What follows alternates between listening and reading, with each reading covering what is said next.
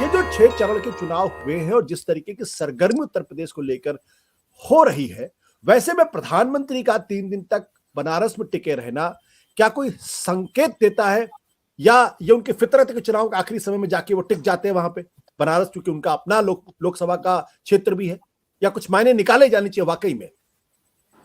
जहाँ तक मुझे याद आता है आशुतोष, वो पिछली बार भी पिछले चुनाव में भी बनारस में रुके थे और चुनाव के आखिरी चरण में वो बनारस रुकते हैं।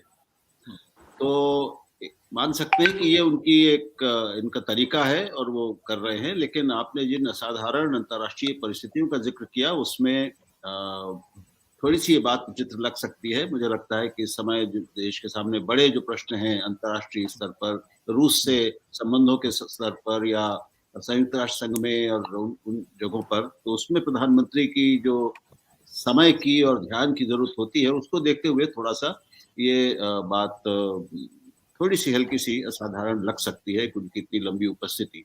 लेकिन केवल उपस्थिति ही नहीं, 3 दिन रहना काशी में ये अपने आप में नहीं, इसके साथ जो और भी संकेत हमें मिल रहे हैं, जो जिस तरह की बातें प्रधानमंत्री ने की हैं पिछले कुछ दिनों में, मुख्यमंत्री ने की हैं, बीजेपी के वरिष्ठ नेताओं ने की हैं, अमित शाह ने की हैं, उनको देखते हुए एक थोड़ी सी चिंता का उनमें चिंता है, परेशानी है, इसका आभास तो निश्चित रूप से मिल रहा है।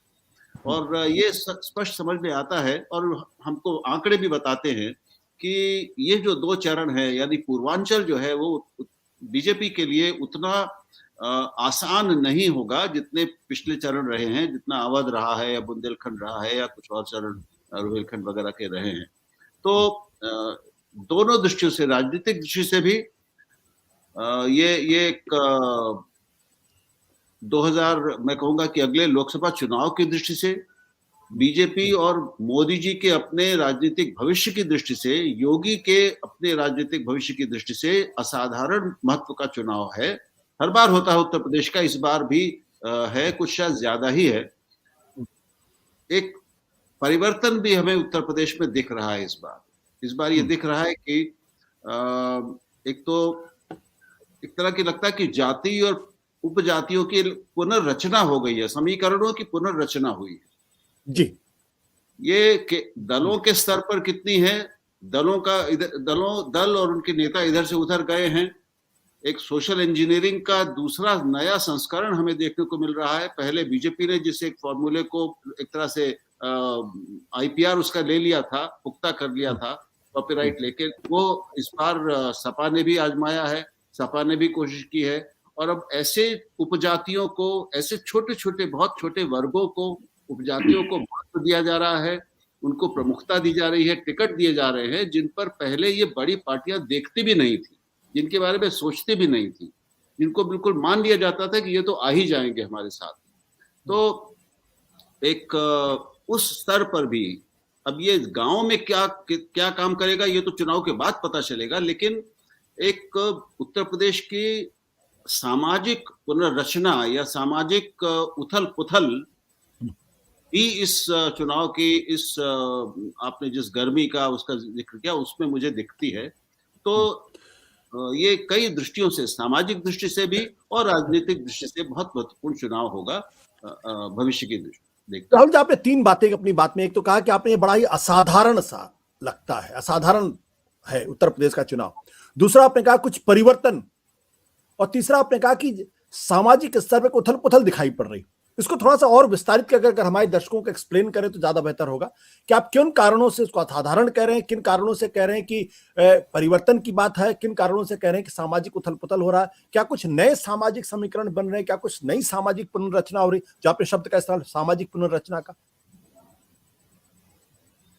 अब समाज तो नया नहीं बन रहा है, सामाजिक पुनर्रचना एक बहुत बड़ा शब्द है, मैंने उसका इस्तेमाल जरूर किया है, लेकिन सामाजिक समीकरणों की और राजनीतिक समीकरणों की पुनर्रचना मुझे होती दिख रही है। वो सामाजिक पुनर्रचना से थोड़ा अलग है। तो मतलब वो फिर जब साथ सह अस्तित्व के स्तर पर जब पुनर्रचना हो, बिल्कुल नए रिश्ते बने जातियों उपजातियों में, वो एक अलग प्रश्न है, अभी हम उसमें नहीं जाएंगे, वो हमारा अभी विषय भी नहीं। दूसरे एक बहुत बड़ा सवाल इस बार जो देश के सामने भी है और उत्तर प्रदेश के चुनाव में सबसे बड़ा सवाल मेरे लिए है, वो ये है कि अभी जो सांप्रदायिक या धार्मिक ध्रुवीकरण को का फायदा उठाकर, उसको बढ़ाकर, उन दूरियों खाइयों को बढ़ाकर उसका फायदा उठाने की राजनीति जो हम देखते आए हैं, क्या इस बार उसकी पुनरावृत्ति होगी?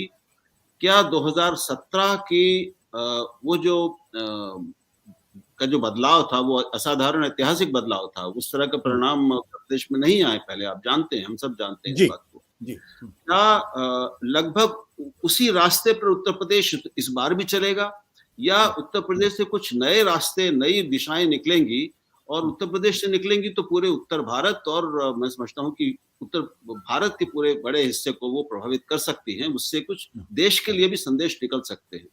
तो ये जो ध्रुवीकरण का एक राजनीतिक शैली के रूप में, राजनीतिक अस्त्र के रूप में ध्रुवीकरण का इतना खुला इस्तेमाल जो हमने होता देखा है पिछले कुछ सालों में, वो वही आगे बढ़ेगा, वो ज्यादा धारदार होगा, ज्यादा असरदार होगा? क्या वो राजनीति की और भारत की सत्तारूढ़ पार्टी की राजनीति का स्थायी भाव बन जाएगा, भारतीय राजनीति की स्थायी और केंद्रीय धुरी बन जाएगी? ये एक बहुत बड़ा प्रश्न भी इससे निकलने वाला है। और मुझे लगता है कि अब कमंड और क्रूड कहूं कि क्रूडली की कमंडल और मंडल के बीच में इस बार प्रमुखता किसकी होगी? क्या मंडल एक बार फिर से प्रभावी होता दिख रहा है इस बार? जैसा मुझे लगता है कि अब कमंडल उतना नहीं चल रहा है, ये मुझे लगता है। तो यानी फिर जातीय समीकरण, जातीय आकांक्षाएं, उपजातीय आकांक्षाएं, ये राजनीति को प्रभावित करने वाली प्रमुख शक्तियां बनेंगी, या फिर पहचान की राजनीति, धार्मिक पहचान की राजनीति वो प्रमुख शक्ति बनी रहेगी? ये प्रश्न मेरे सामने इससे निकलता है। राहुल जी, एक और सवाल मैं इसके और करना चाहता हूं आपके साथ, उसके बाद में अपने बाकी के 3 साथियों के साथ जाऊंगा, क्योंकि आपका अनुभव हम लोगों से बहुत ज्यादा है और आपने जो पॉलिटिक्स है उसको बहुत करीने से आप देख भी रहे हैं। जो बात आप ये कह रहे हैं कि मंडल कमंडल का प्रभाव, या जो क्रूड शब्दों में हम लोग बात करते हैं, जो हिंदुत्व का प्रभाव अगर हम कहें, या जो हिंदू राजनीतिक एकता की का जो प्रोजेक्ट है, क्या उत्तर प्रदेश के अंदर उस हिंदू राजनीतिक एकता के प्रोजेक्ट को कमजोर होते हुए आप देख रहे हैं क्या? मुझे उसकी आहट तो सुनाई दिख रही है, आहट तो सुनाई पड़ रही है। इस बार जनता के स्तर पर, जनता के जो सरोकार चुनावों में दिखते हैं, जनता की जो मैं कहूंगा मनोभावनाएं या जो उसकी प्रतिक्रियाएं होती हैं, उनमें धार्मिकता और हिंदूवादी धार्मिकता का पुट अब थोड़ा कम है। अभी कुछ जिन मुद्दों की प्रमुखता दिख रही है लोगों की बातचीत में, नेताओं की बातचीत में नहीं, जो लोगों की बातचीत में दिख रही है, जो हम सुन सकते हैं, अपने मित्रों से भी सुन सकते हैं, उसमें अब जिन्हें हम विकास के मुद्दे कहते हैं, जिसमें हम बेरोजगारी और गरीबी और कोविड का असर और उसके कारण अर्थव्यवस्था को जो नुकसान हुआ है, आगे कैसे होगा, शिक्षा का, स्वास्थ्य का, ये जो प्रश्न है, खास तौर पे गरीबी, उत्तर प्रदेश में गरीबी और बेरोजगारी ये बहुत बड़े सवाल है। निवेश एक बहुत बड़ा सवाल है। आगे रास्ते कैसे निकलेंगे? इतनी बड़ी फौज जो लड़कों की है यहाँ पर, बेरोजगारों की तैयार हो गई है, शिक्षित बेरोजगारों की, उनका भविष्य का सवाल, वो अब सवाल अपने पूछ रहे हैं। ये पुराने वाले मतदाता नहीं है जो भावनाओं में बह जाते थे, और वो 1-2 बार बह चुके हैं, इसमें कोई शक नहीं।